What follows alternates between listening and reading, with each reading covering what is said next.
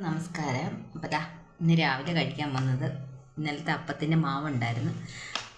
രണ്ടപ്പവും അതുപോലെ തന്നെ ചമ്മന്തിയാണ്. ഇത് ചമ്മന്തി നമ്മൾ തേങ്ങാ ചമ്മന്തി നമ്മൾ ഉള്ളിയും പുളിയൊക്കെ ഇട്ട് മിക്സിയിൽ അരച്ചിട്ട് അതിങ്ങനെ വറക്കും.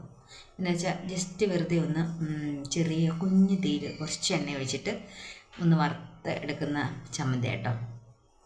അപ്പോൾ ഇതാണ്. ആദ്യം ഞാൻ രാവിലെ വെള്ളം കുടിക്കും കേട്ടോ.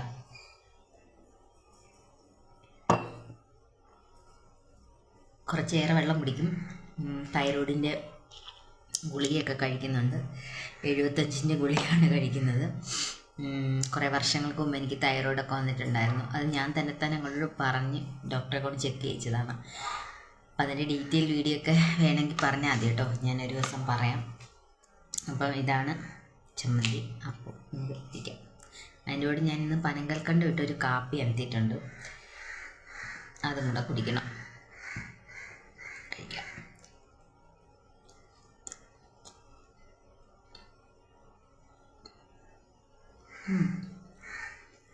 അപ്പത്തിനും ഇതിലൊരു വലിയ താല്പര്യമില്ല.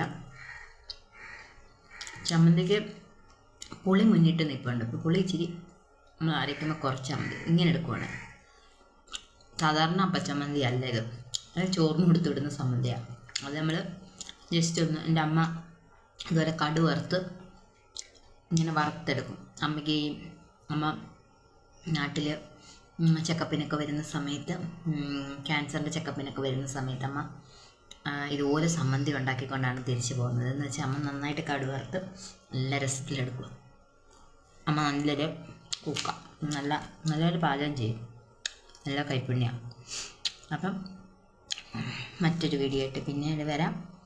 ടാറ്റാ.